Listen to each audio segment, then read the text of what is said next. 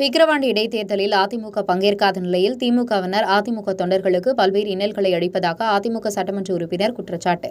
வருகின்ற 10ஆம் தேதி விக்கிரவாண்டி இடைத்தேர்தல் நடைபெறவுள்ள நிலையில் இதில் பிரதான கட்சிகளான பாமக, திமுக நேரடியாக போட்டியிடுகிறது. இந்நிலையில் அதிமுக இந்த இடைத்தேர்தலில் போட்டியிடவில்லை. இந்நிலையில் திமுகவினர் அதிமுக தொண்டர்களையும் அதிமுக கட்சி நிர்வாகிகளையும் அச்சுறுத்தி வருவதாகவும் வாக்களிக்க வற்புறுத்தி வருவதாகவும் இதனால் பல்வேறு பிரச்சினைகள் ஏற்படுகிறது என்றும் அதன் ஒரு பகுதியாக ஆசூரில் அதிமுகவை சேர்ந்த கந்தன் என்பவர் தாக்கல் செய்யப்பட்டதாகவும் தாக்கப்பட்டதாகவும் வானூர் சட்டமன்ற உறுப்பினர் சக்கரபாணி தெரிவித்தார். விக்கிரவாண்டி இடைத்தேர்தலிலும் திமுக திருமங்கலம் ஃபார்முலா, ஈரோடு ஃபார்முலா போன்ற பல்வேறு நிகழ்வுகளை நடத்தி வருகிறது என்று குற்றம் சாட்டினார்கள். கள்ளக்குறிச்சியில் 3 பேர் முதற்கட்ட சாவில் கள்ளச்சாராயம் என்ற அறிவிப்பை அறிவித்திருந்ததால் சாவு அதிகரிக்க இருக்காது என மாவட்ட ஆட்சியரின் திமுக சட்டமன்ற உறுப்பினரின் தவறான நடவடிக்கையால் தான் கள்ளச்சாராயம் சாவு அதிகரிப்பது. இது தொடர்பாக அதிமுக பல்வேறு போராட்டங்களை நடத்தியுள்ளது என்றும் தெரிவித்தார். உங்கள் பகுதியில் உடனுக்குடன் முக்கிய செய்திகள் உங்கள் நுனியில் காண உங்கள் தவசி நியூஸ் 24 சேனலை காண தவறாதீர்கள். உங்கள் விழுப்புரம் மாவட்ட செய்தியாளர் ஆர். வசந்தகுமாருடன் உங்கள் தவசி ரமேஷ். மக்கள் கட்சிக்காரர்கள் அவர்களை எங்கள் கட்சிக்காரரை மிகவும் தொந்தரவுப்படுத்தியுள்ளார்.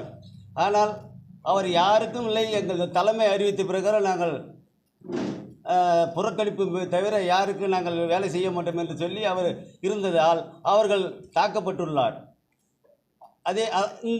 இதுவே அதற்கு உதாரணம். இந்த நாங்கள் விக்கிரவாண்டி இடைத்தேர்தலை புறக்கணித்ததற்கு இது ஒரு முக்கிய சான்று.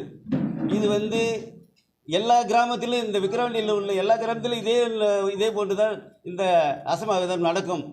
எனவே தான் எங்களுடைய கட்சிக்காரர்கள் உழைப்பும் இந்த வீண் செலவும் வீணாகத்தான் இந்த திமுக ஆட்சியின் அந்த அதிகார துஷ்பிரயோகம், படைபலம், 33 அமைச்சர்கள் ஒவ்வொரு தெருவில் நிற்கிறாங்க.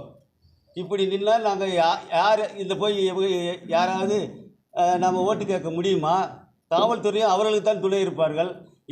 நாங்கள் நின்றிருந்தால் எங்களுடைய வேட்பாளர் உள்ளே செல்வதற்கு கூட அவர்கள் விட்டிருக்க மாட்டார்கள்.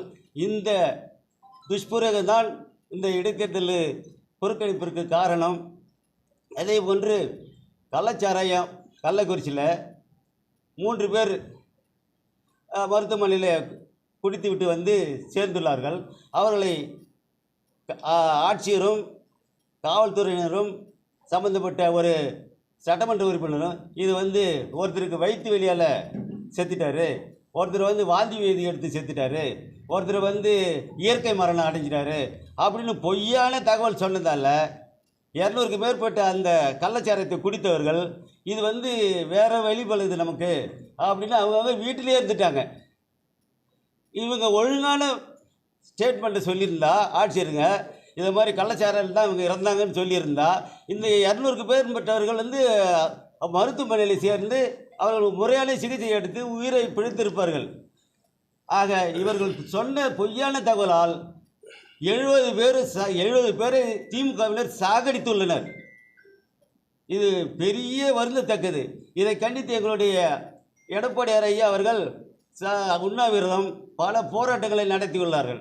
எனவே இதுமாரி இந்த திமுக ஆட்சியில் இது மாதிரி எப்போ ஆட்சிக்கு வந்தாலும் இந்த கள்ளச்சாராயம், கற்பழிப்பு, கொலை, கொள்ளை, பாலியல் பலாத்காரம், கூட்டு பாலியல் பலாத்காரம் இப்படி எல்லாமே நடக்கும். இது துணிஞ்சு தான் இந்த மக்கள் ஏன் ஓட்டு போட்டாங்கன்னே தெரியல. அதனால் நாங்கள் புறக்கணிச்சதுக்கு இந்த ஆசூர் கிராம சம்பவம் முக்கியமாக நாங்கள் கருதுகிறோம். இதே மாதிரி இடைத்தேர்தல்னாக்கே அவங்க அதிகமாக அராஜகத்தை தான் பயன்படுத்துவாங்க.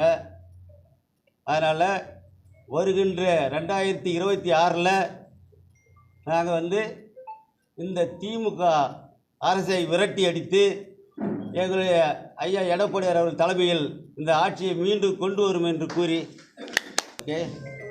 அந்த கண்ணதாசன்றவர் ஏரியில் அதாவது பர்மிஷன் இல்லாமல் மண் அடித்து கொட்டி வைக்கிறதும், கஞ்சா விற்கிறது, சாராயம் விற்கிறது, இது மாதிரி அவருடைய பேரில் நிறைய கேஸ் இருக்குது. கஞ்சா கேஸு 3 கேஸ் இருக்குது, 13 கேஸ் இருக்குது. அதனால தான் அவர் அந்த கிராமத்துக்கு அவர் ஒரு பெரிய தாதா மாதிரி அவர் அங்கே நடந்துக்குவாருன்னு கேள்விப்படுறோம். அதனால் அவர் வீணாக, அதாவது இந்த நம்ம பொன்முடிக்கும் ஜெகதரட்சனுக்கும் பேர் வாங்கிறதுக்காக அவர் பயங்கரமாக அங்கே நடித்து எங்கள் கட்சிக்காரரை தாக்கியிருக்கிறாரு. சாதாரண ஒரு கிளை செயலாளர் கூட இல்லை அந்த கண்ணதாசன்றவர். அவர் ஹாஸ்பிட்டலில் இருக்கிறாருன்னு சொல்லி அவர் தான் எங்கள் கட்சிக்காரரை அடிச்சிட்டாரு. கட்சிக்காரை அடிச்சுட்டு அவர் பொய்யா போய் படுத்துருக்காரு. அந்த பொய்யா படுத்துக்கிறவருக்கு இவர் போய் அழுகுறாரு. ஒரு முக்கியமான தலைவரோ இல்லை குடும்பத்தில் இருக்கிறவங்க யாரோ அடிபட்டால் கூட அப்படி அழமாட்டார் அந்த ஜெகதரட்சன். இவருக்கு போய் அப்படி அழுகுறாரு.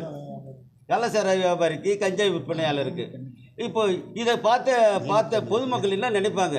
ஒரு பொய்யான நாடகத்தை நடித்து இப்படிலாம் ஓட்டு வாங்கிறதுக்கு அவங்க முயற்சி பண்ணுறாங்க.